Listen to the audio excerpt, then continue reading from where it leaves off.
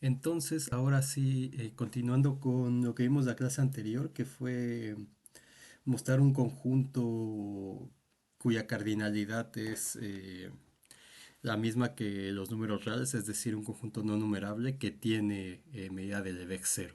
Y ese fue el conjunto de Cantor.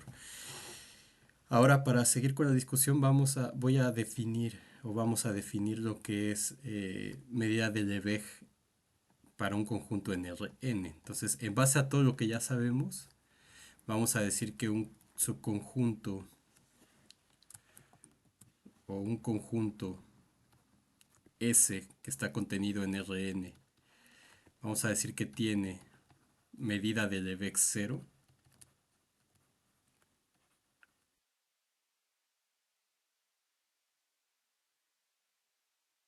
Bueno, aquí una cosa, vamos a decir que tiene medida, y ahorita explico por qué, medida n dimensional,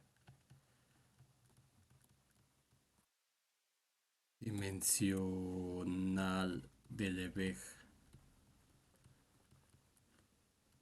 cero. Es decir, eso lo vamos a denotar como lambda n de s es igual a cero. Sí, solo sí. Sí, solo sí.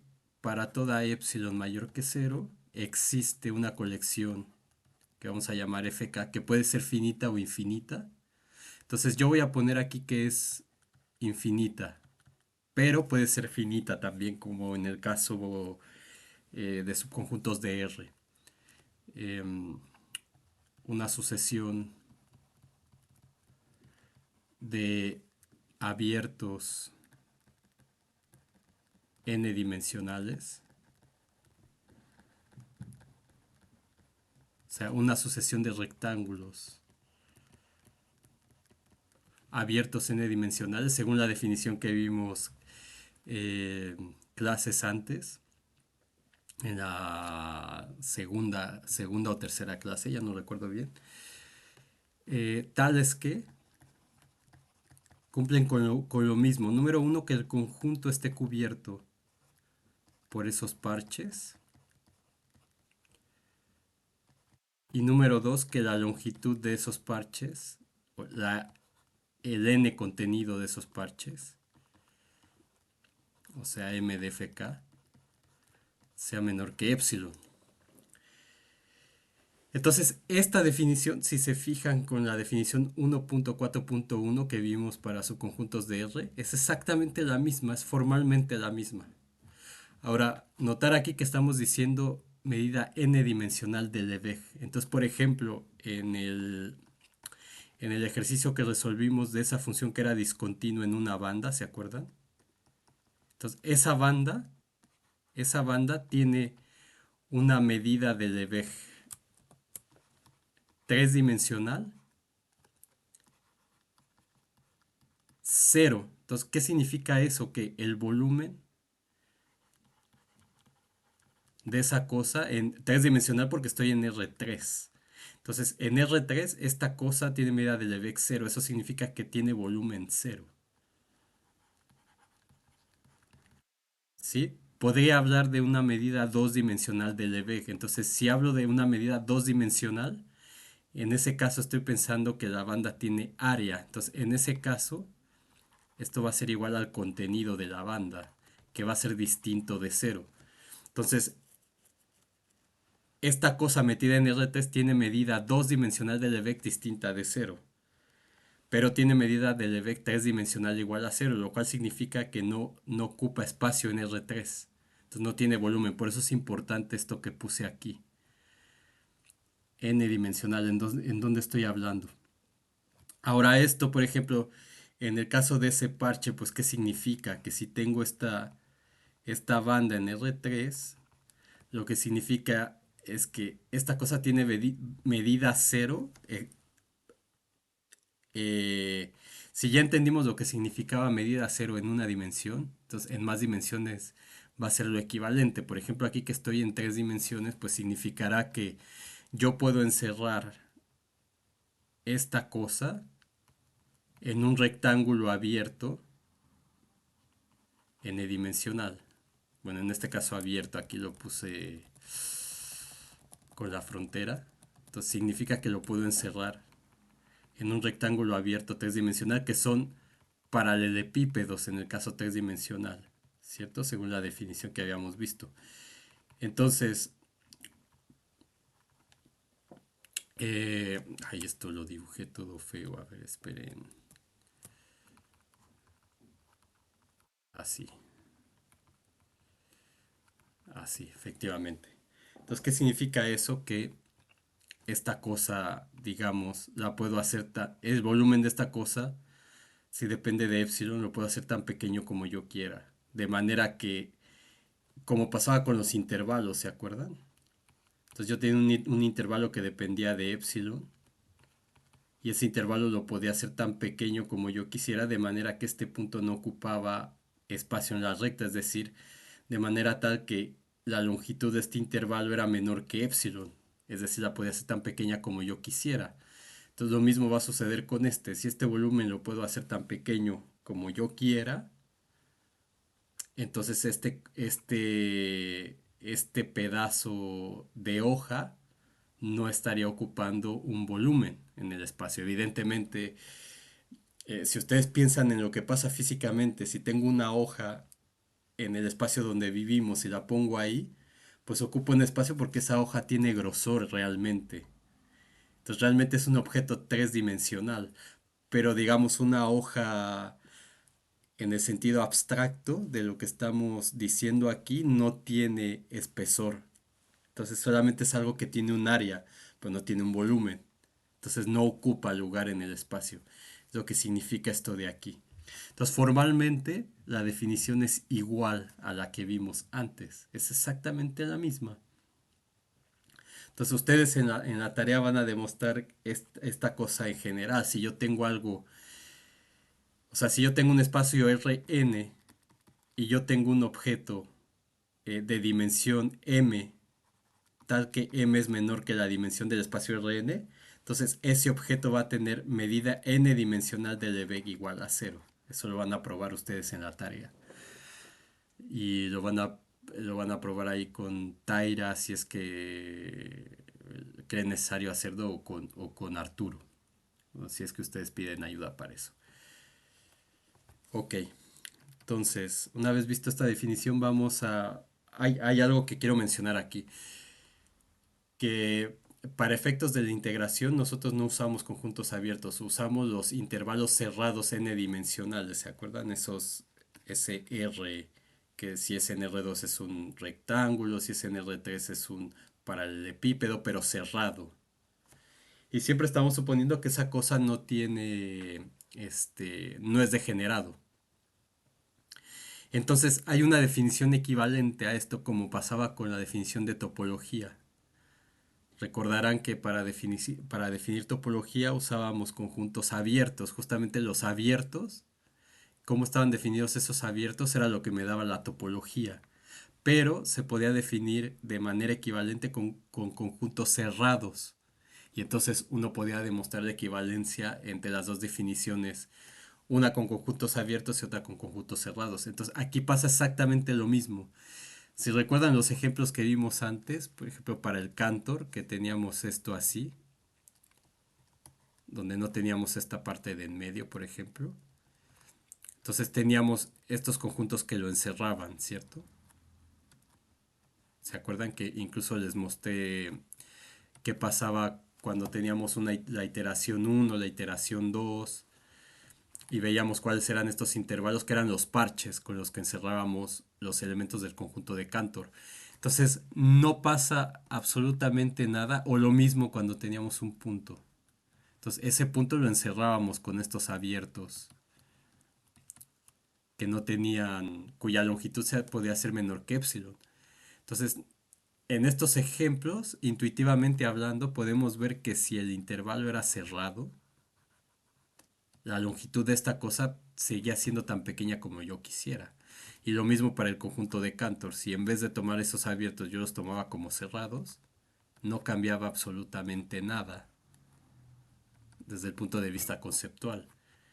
Entonces, definir medida cero en términos de abiertos, n rectángulos abiertos o rectángulos abiertos n dimensionales, es equivalente a definirlo con rectángulos cerrados n dimensionales. Entonces eso también va a ser parte de su tarea y lo vamos a poner aquí como un teorema. ¿Por qué lo pongo?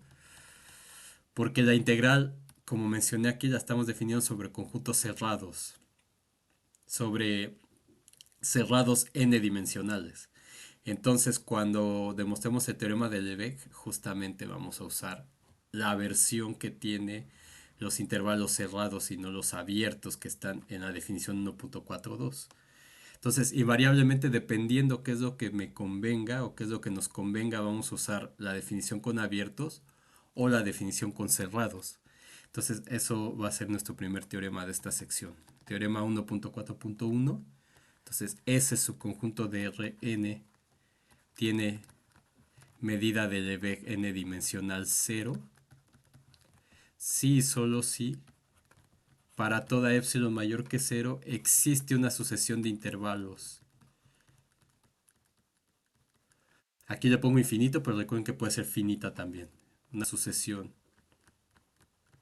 de rectángulos n dimensionales.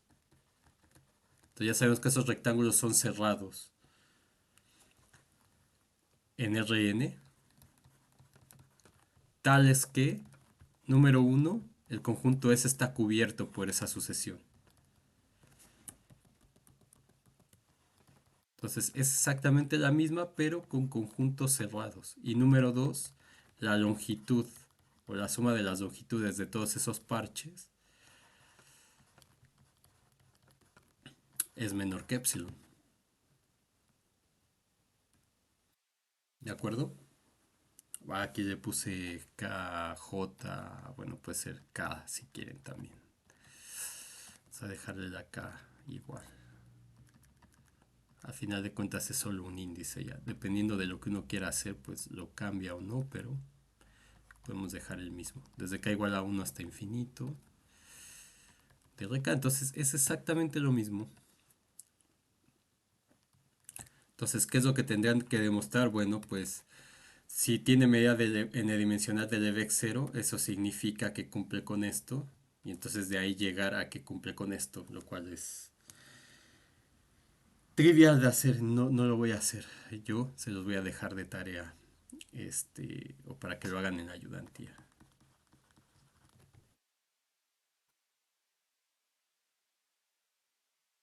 Y tendrían que suponer que si existe si para todo epsilon mayor que 0 existe una sucesión de intervalos cerrados n-dimensionales que cumplen con esto, entonces van a cumplir con esto de aquí. Y entonces va a tener medida cero, según la definición 1.42. Entonces, otra forma de poner esto es definir que alternativamente que un conjunto tiene medida n-dimensional de Lebesgue 0 si cumple con esto, y luego demostrar que ambas definiciones son equivalentes. Entonces, al final, este teorema lo que me dice es que puedo definir de manera equivalente un conjunto de medida n-dimensional 0 en términos de conjuntos cerrados. Esto es lo que dice. Entonces, esta parte de aquí es la que me va a ayudar a demostrar el teorema, la que nos va a ayudar a demostrar el teorema de Lebesgue.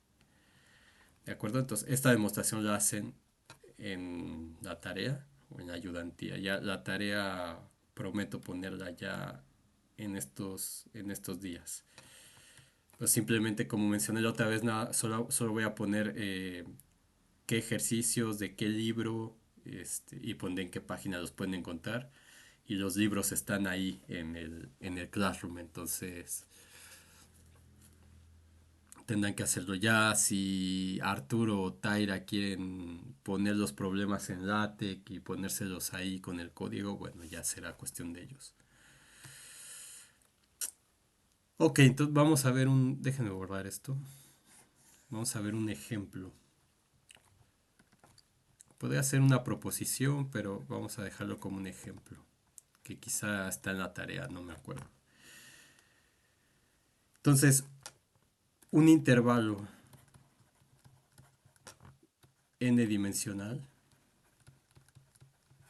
cerrado degenerado siempre va a tener medida de Lebesgue cero, n-dimensional.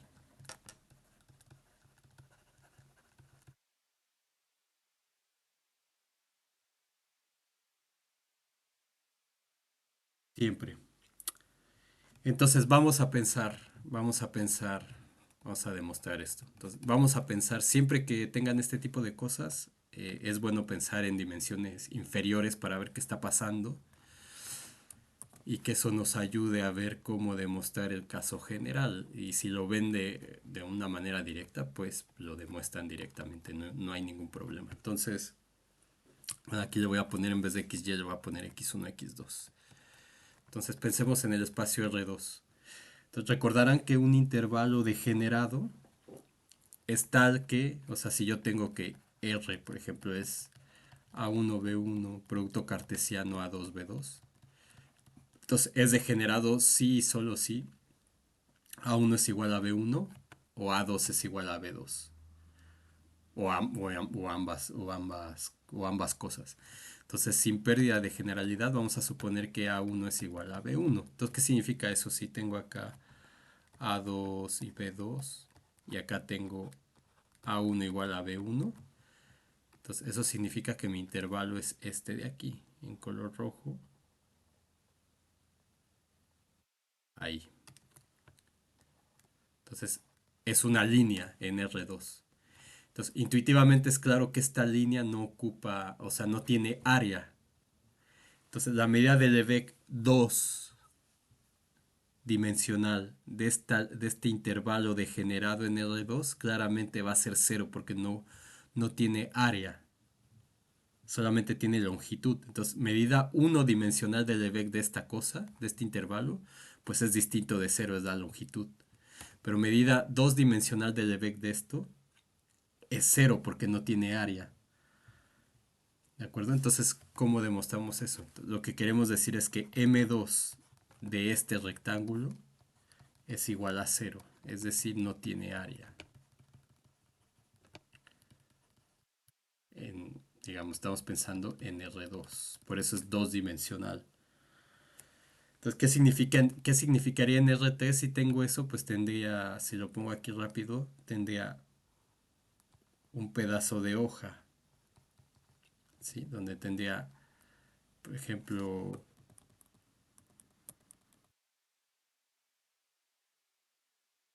si lo pienso así que, por ejemplo, que tengo A1, B1, por acá tengo A2, B2 diferentes.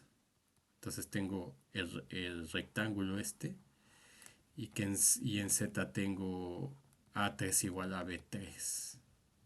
Entonces esta cosa simplemente es una hoja dos dimensional. Entonces esto tiene medida de Lebesgue 0 en R3, es decir, no tiene volumen en R3, por ejemplo. Entonces, pero estamos pensando en el caso dos dimensional. Entonces mi conjunto R va a ser el conjunto de todos los X en R2, tales que XJ es menor o igual que AJBJ y sin pérdida de generalidad tal que A1 es igual a B1, donde J va de, o podemos ponerlo así, tal que AJ es igual a BJ, si J es igual a I, igual a 1, no, vamos a dejarlo así, tal que A1 es igual a B1 y J va de 1 a 2. ¿De acuerdo? Entonces A1 es igual a B1 y X2, que es está entre A2 y B2. Ahora, ¿qué es lo que tenemos que hacer? Pues tenemos que usar parches. Entonces, ¿qué parche podemos usar? Pues intuitivamente lo que podemos hacer es poner aquí un A1 más delta, vamos a decir. Perdón, A1 menos delta. Y acá un A1 más delta.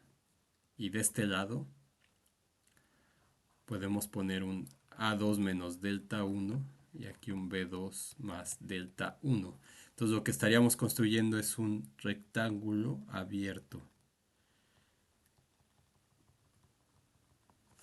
Déjenme ponerlo de manera que se vea bien. Entonces digamos estaría aquí así, derechito. Ahí se ve todo curvo. Ay, aquí también. Todo curvo. Entonces aquí, ahí justamente de este lado. Entonces me queda algo así el parche. Entonces mi parche va a ser este F1, vamos a decir, que va a ser el conjunto de X en R2, tales que A1 menos delta es menor que X1, menor que B, bueno, A1 es igual a B1, A1 más delta. Y la X2, que sería la Y, va a estar entre A2 menos delta 2, vamos a decir. Déjenme cambiarle aquí el índice para que me quede igual. Delta 2. Y aquí sería delta 1, pero delta 1 lo tomo igual a delta. Entonces vamos a poner así delta 1. Delta 1, aquí delta 2 y aquí B2 más delta 2. Entonces si delta 1 es igual a delta, lo que voy a tener es que es el conjunto de X es en R2, tales que A1 menos delta es menor que X1, menor que A1 más delta, A2 menos delta 2 menor que X2, menor que B2 más delta 2. Entonces ese sería mi conjunto F1. Entonces, ¿qué tengo que probar? Que este rectángulo R degenerado está contenido en el F y pues justamente por construcción yo tengo que los XJ están entre AJ y BJ para A1 y B1 y justamente lo construí de esa manera. Entonces podemos ver por construcción. Entonces, por construcción, de hecho pueden ver, o sea, por construcción que tengo que R está contenido en F1. Entonces, solo tengo un intervalo. Entonces, esto es la unión desde igual a 1 hasta 1 de FK, que es lo que tengo ahí, que solo es un intervalo. Entonces, los parches cubren a R.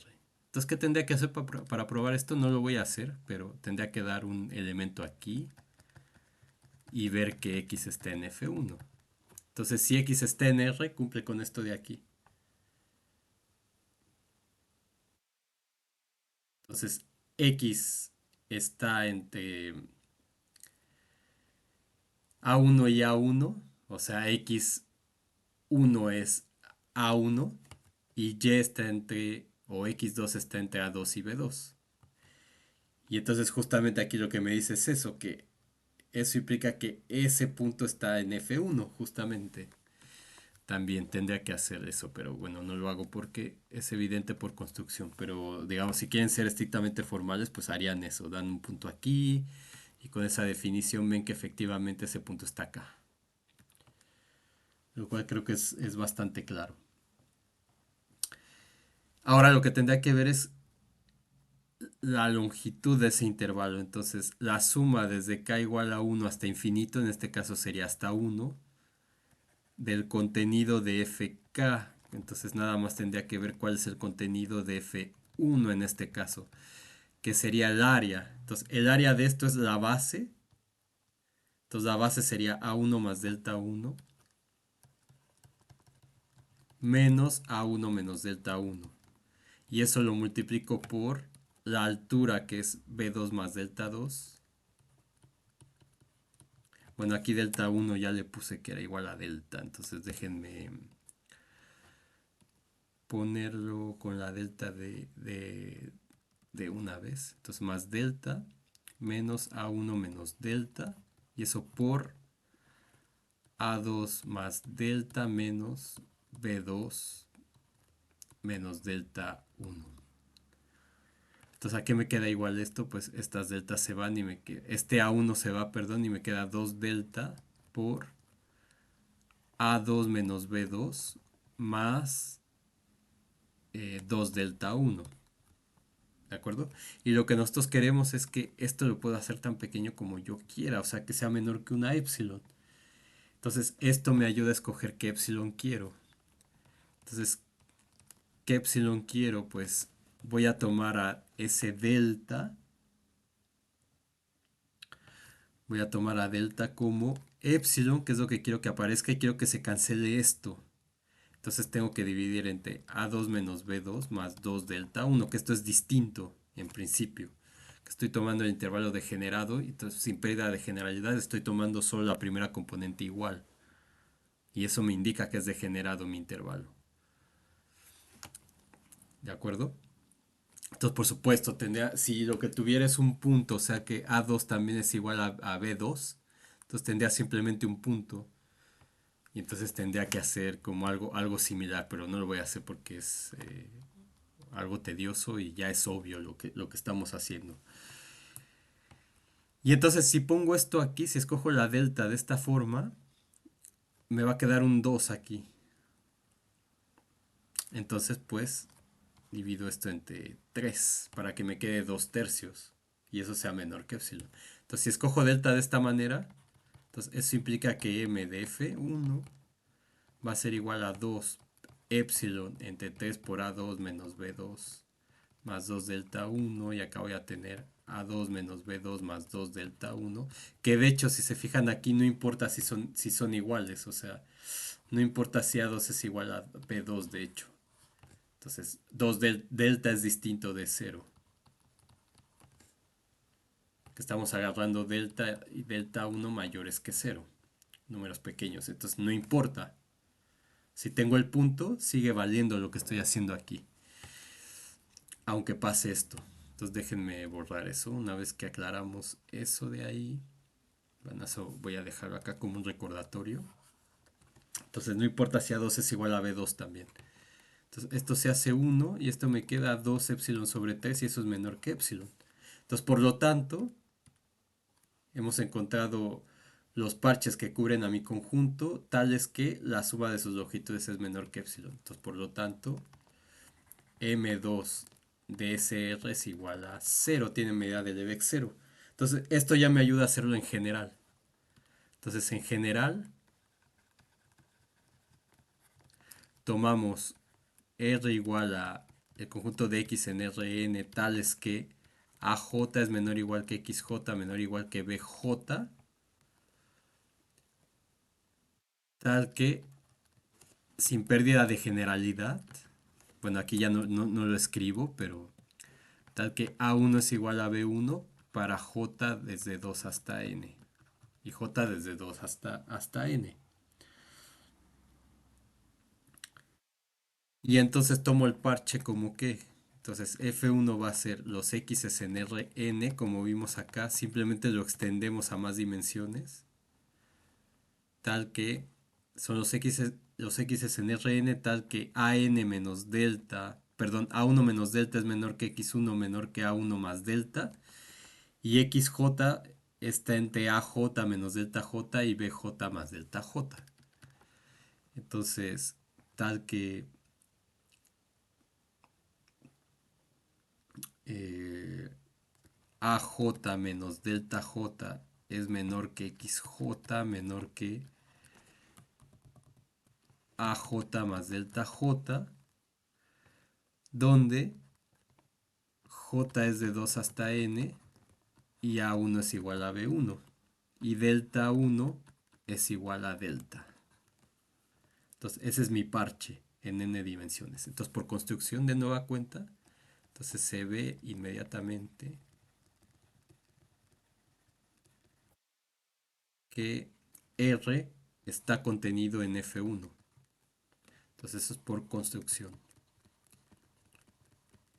O les digo, si quieren ser formales, pues toman un X en R.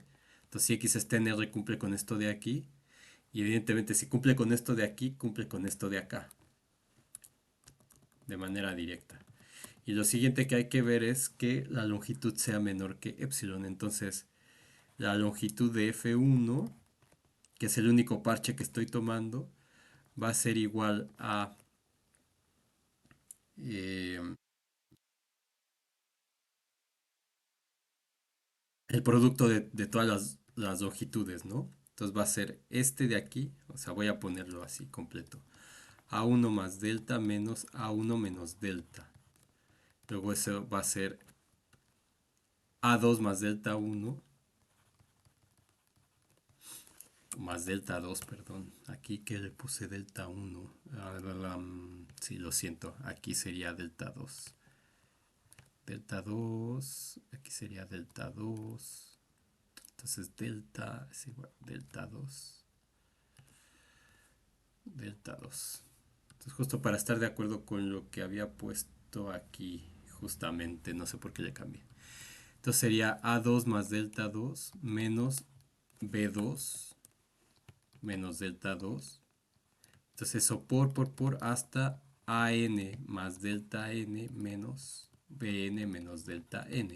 Y entonces lo que tengo es que esto se cancela y tengo 2 delta y es el producto de todos estos. O sea, el producto desde K igual a 2 hasta N de AK menos BK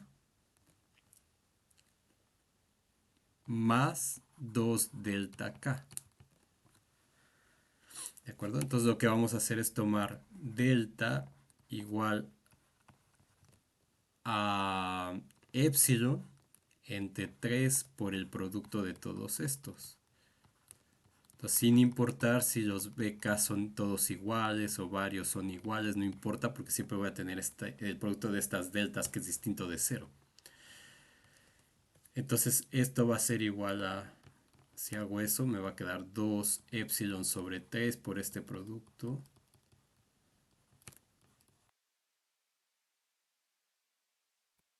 Sobre el producto desde K igual a 2 hasta N de AK menos BK más 2 delta K.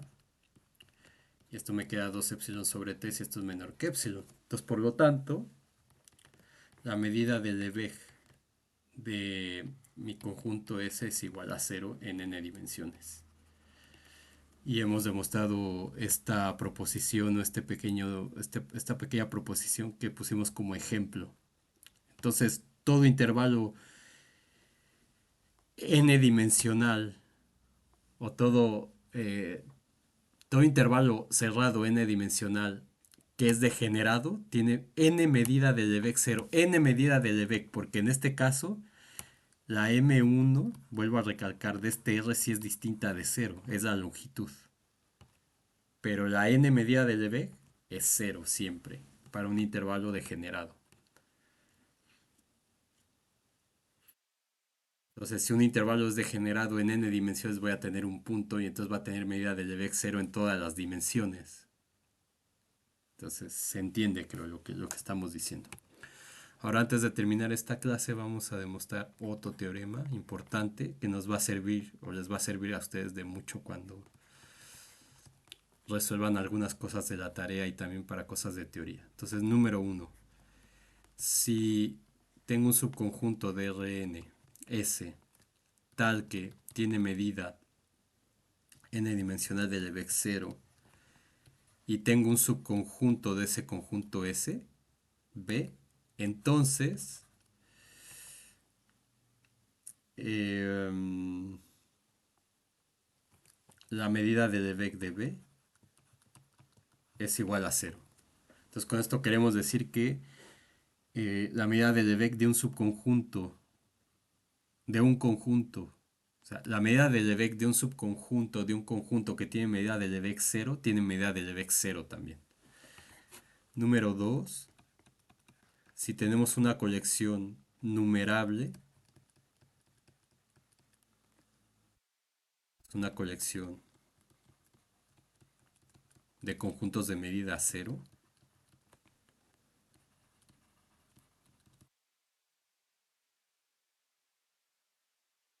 es decir, vamos a ponerlo así como lambda n de sk es igual a 0 para toda k en los naturales, es decir, lambda n de C1 es 0, lambda n de C2 es 0, etc. Entonces, la longitud, la medida de Lebesgue de la unión es igual a 0.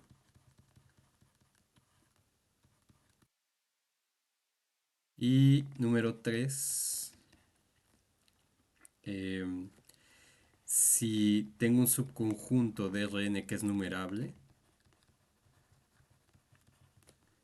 entonces la medida del Lebesgue de ese conjunto es igual a cero. ¿De acuerdo? Entonces esto vamos a demostrarlo. Entonces vamos a demostrar uno. Entonces como la medida del Lebesgue de S es igual a cero, eso implica que cumple la definición 1.1. Es decir que para todo epsilon mayor que cero existe una colección FK que puede ser finita o infinita de abiertos tales que, entonces aquí estoy usando la definición con abiertos, puede ser con cerrados, tales que S está contenido en la unión de esos intervalos y la longitud desde k igual a 1 infinito de todos esos intervalos es menor que epsilon. O sea, la suma de las longitudes de esos intervalos es menor que epsilon, por definición. Ahora, lo que tenemos es que trivialmente que S, por hipótesis, es un subconjunto, perdón, que B es un subconjunto de S, pero B es un subconjunto de S. Y por esta condición, entonces, y por uno, S está contenido en la unión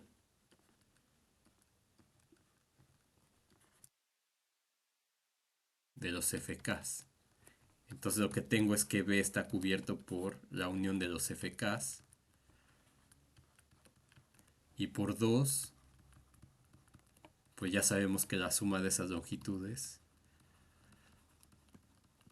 es menor que epsilon. Entonces por lo tanto B tiene medida del Lebesgue cero.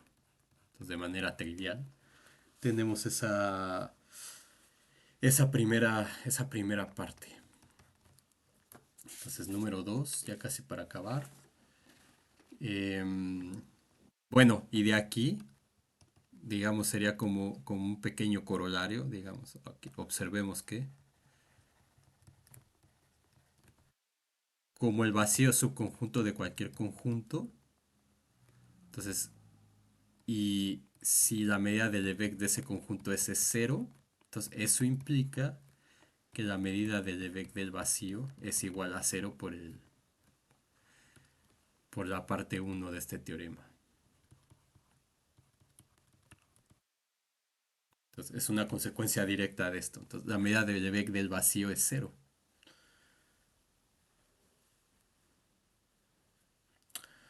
Ahora, número 2, ¿qué es lo que tenemos? Tenemos un conjunto, una colección SK, tales que la longitud, la medida del Lebesgue n-dimensional es igual a cero para toda k en n.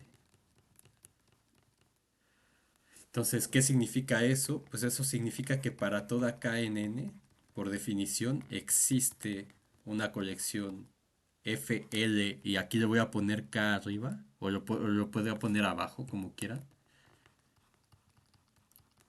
de parches tales que cubren a SK para cada k. Entonces, para cada k, yo voy a tener una colección de estos parches que cubren, y tales que la longitud, los parches, es menor que epsilon, eso por definición, porque cada uno de estos tiene medida de Lebesgue cero. Entonces, por eso digo aquí para toda k. ¿Qué significa eso? Que S1 está cubierto por la unión de FL1. S2 está cubierto por la unión de FL2, etc. Entonces tengo n de estas cosas. Entonces lo que queremos demostrar es que la unión tiene medida de Lebesgue cero. Entonces podemos ver que la unión, o sea, si S, vamos a llamarle, si A es igual a la unión desde K que pertenece a N de SK, Entonces tenemos que ver que esto está cubierto por los parches. Pero esto, como SK está cubierto por cada uno de estos para cada K, las propiedades de unión, eso significa que S está contenido en la unión de estos. Entonces, esto está contenido por la definición de unión en la unión de K que pertenece a N de cada uno de estos que lo cubrían, o sea, de la unión cuando de L que pertenece a N de FLK.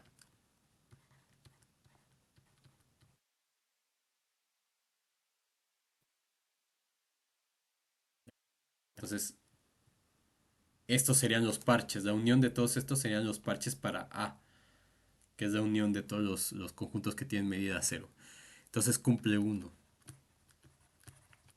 Y ahora lo que hay que ver es que esta cosa tiene la suma de las longitudes de estas cosas se puede hacer tan pequeños como yo quiera. Entonces, la suma desde k igual a uno hasta infinito de estos, que sería la suma desde L igual a uno hasta infinito de m de f LK, tengo que ver que es menor que epsilon. Entonces, esto por las propiedades de las series, esto es menor que la suma desde k igual a uno hasta infinito de epsilon entre 2 a la k.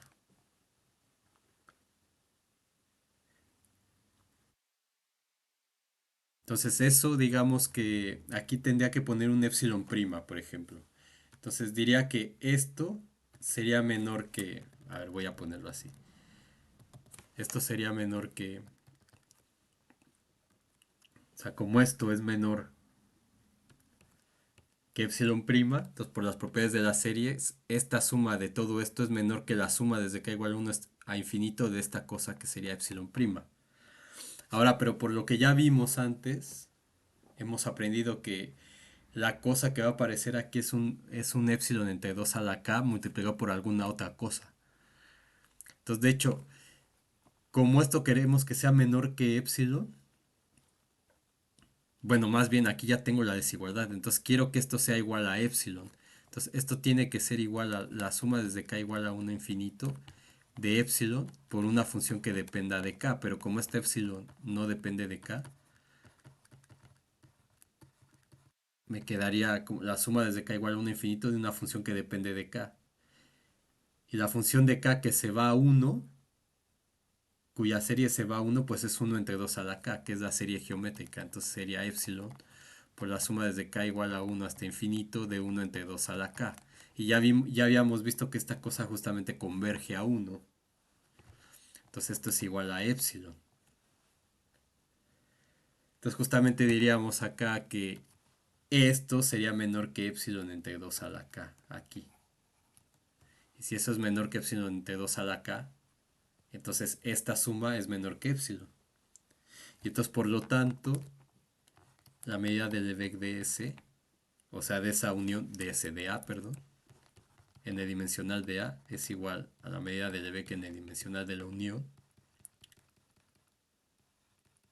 Y eso es igual a cero, por lo que ya hemos demostrado aquí. Y la parte 3 va a ser consecuencia del inciso 2. Entonces, claro, con una sutileza que no voy a hacer porque ya lo expliqué antes. Entonces, tomamos ese subconjunto de Rn numerable. Entonces, ¿qué significa eso? Si es numerable, quiere decir que ese S puedo contar cuántos elementos tiene. Entonces voy a decir que es los AK, tales que K pertenece a los naturales. Es decir, tiene elementos A1, A2, etcétera. Donde cada uno de estos A's está en Rn. ¿Sí? O sea, estos A's no son números, sino son como vectores. Entonces, para cada vector le llamo, pues, no sé, A1, A2, A3, etcétera. Los puedo numerar. Entonces, lo que vamos a hacer es, vamos a tomar los subconjuntos, los S como elementos que tienen un punto. Entonces, vamos a decir sea SK igual al conjunto de la AK. Entonces, eso para toda K en N. Entonces, ¿qué significa esto? Pues que tengo que S1 es igual al A1, que S2 es igual al A2, etcétera, que SK o SK es igual a la K, etcétera, que SN es igual a la N, etcétera, así me sigo.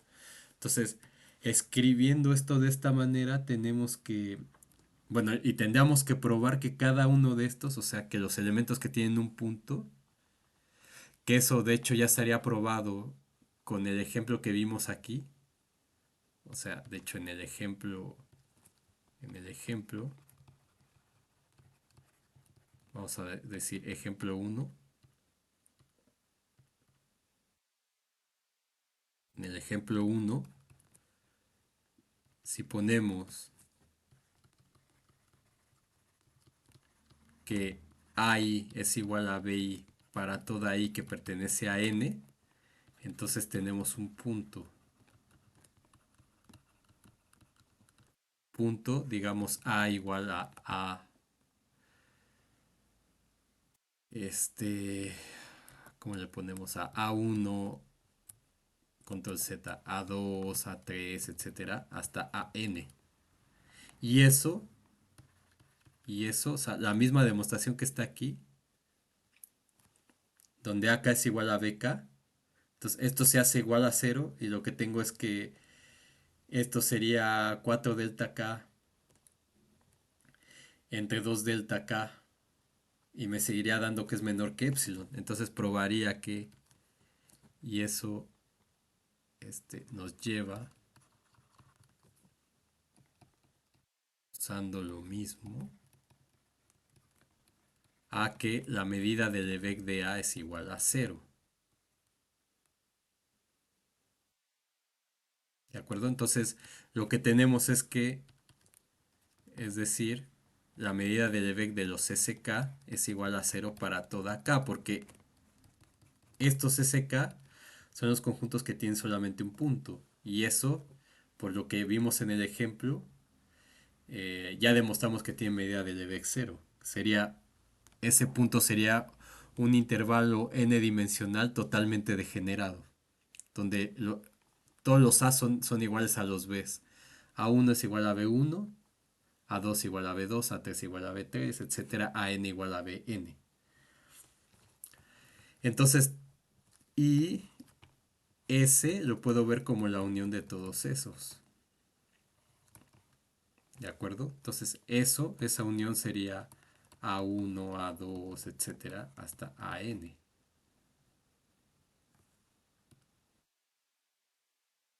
Hasta infinito, perdón.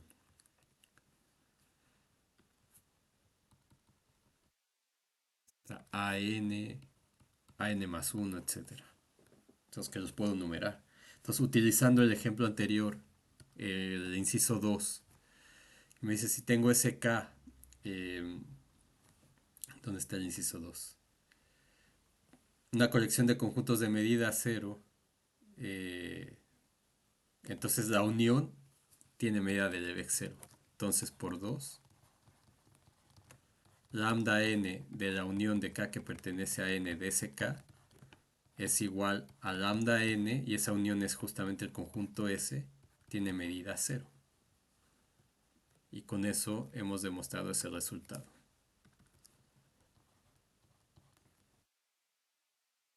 Ya probamos el punto 2 justamente aquí. Entonces, ay, perdón, le puse ya así con esto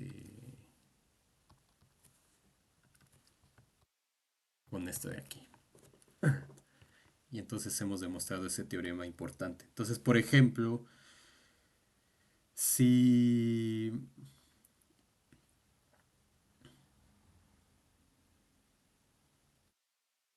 si tenemos, por ejemplo, un conjunto numerable, por ejemplo, Q. Bueno, pues eso, que de hecho ya lo habíamos demostrado en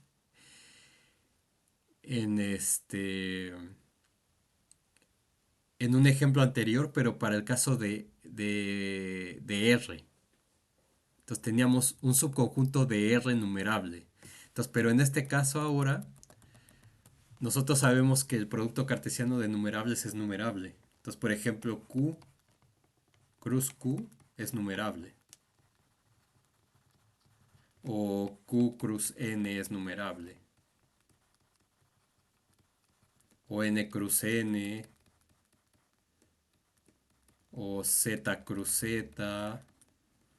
O Z cruz Q, etcétera. Entonces, todos estos, o también, por ejemplo, cruz Q es numerable. Porque el producto, eso se demostró en cálculo uno. Entonces, el producto cartesiano. Recuerdan que era con el axioma de elección, escogiendo cosas. Producto cartesiano, eso lo vimos en cálculo uno. Y no sé si están los videos de cálculo uno aquí porque ahí dábamos clase presencial. Entonces, y poníamos algunas cosas en video. De numerables es numerable. Entonces, por este teorema, este, la medida de Lebesgue, por ejemplo,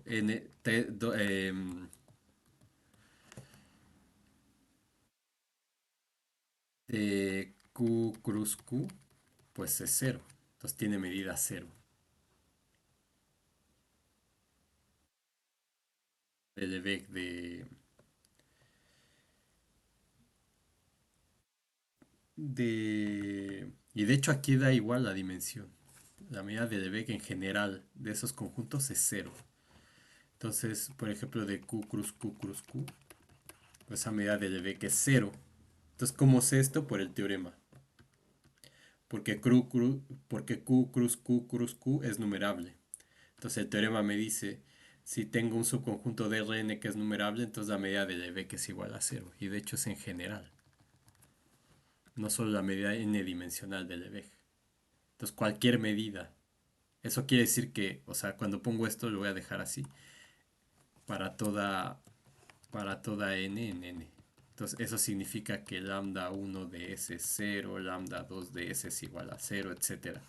Entonces, ¿qué significa eso? Que, por ejemplo, ese Q cruz Q está en R2, es un subconjunto de R2. Entonces, según el teorema,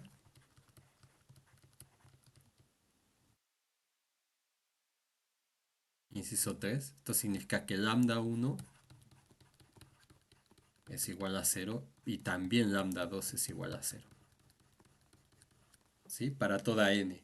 Si tengo, por ejemplo, Q cruz n, ese subconjunto de R3. Entonces, por el mismo teorema, yo lo que tengo es que lambda 1 es igual a 0, lambda 2 de este conjunto es igual a 0 y lambda 3 de ese conjunto es igual a 0. Entonces, para todas las dimensiones.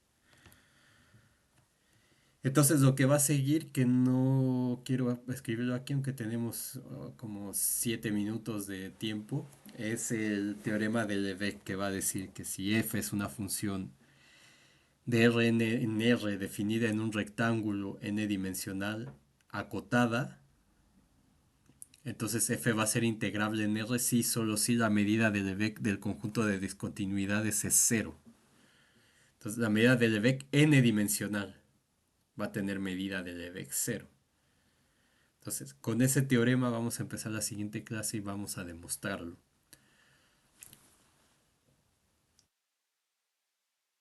Entonces lo escribo para que lo vayan teniendo en cuenta ahí.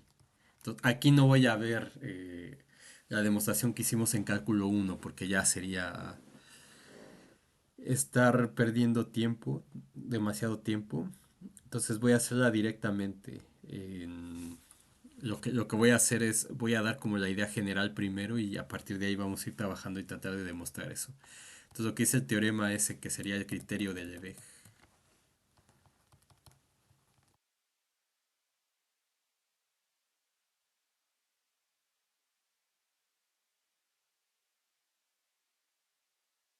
Entonces lo que dice ese teorema es, tengo una f definida en un rectángulo R que va de Rn en R, acotada, Vamos a decir que f es integrable en R. Y solo si la medida del vector del conjunto de discontinuidades de f en el rectángulo es cero. Entonces SDFR es el conjunto de los X en Rn tales que f no es continua en X. Entonces este es el conjunto de discontinuidades de la función f. Entonces una función va a ser integrable en un rectángulo si solo si el conjunto de discontinuidades tiene medida n dimensional del EVEC 0. Entonces, esto es importante porque se acuerdan en el ejemplo donde la función era discontinua en esta línea. Entonces, ahí estábamos trabajando con una función eh, cuya gráfica estaba en R3. Entonces, la medida de Lebesgue tres dimensional de esta barra es cero, lo cual significa que no tiene volumen. Y entonces usando este teorema, lo que me diría es que si es discontinuo en todo esto, que tiene medida de Lebesgue cero, entonces f es integrable. En vez de hacer todo lo que hicimos con la suma, simplemente se aplica este teorema. Entonces lo único que tenemos que hacer es ver si un conjunto tiene medida cero o no, para decidir si una función es integrable o no. Entonces este es un sí y solo sí. Entonces las funciones continuas están incluidas aquí, pero aparte de esas funciones continuas hay más funciones, muchas más, que son integrables. Por eso este teorema es muy importante, o fue muy importante también en la teoría de cálculo uno, de cálculo 2 perdón. Entonces, si no lo vieron, pues aquí se los presentamos, que es este teorema importante. Y ya, espero que con lo que hemos explicado entiendan un poco qué es lo que significa la medida de Lebesgue cero. Entonces, la siguiente vez vamos a demostrar este teorema.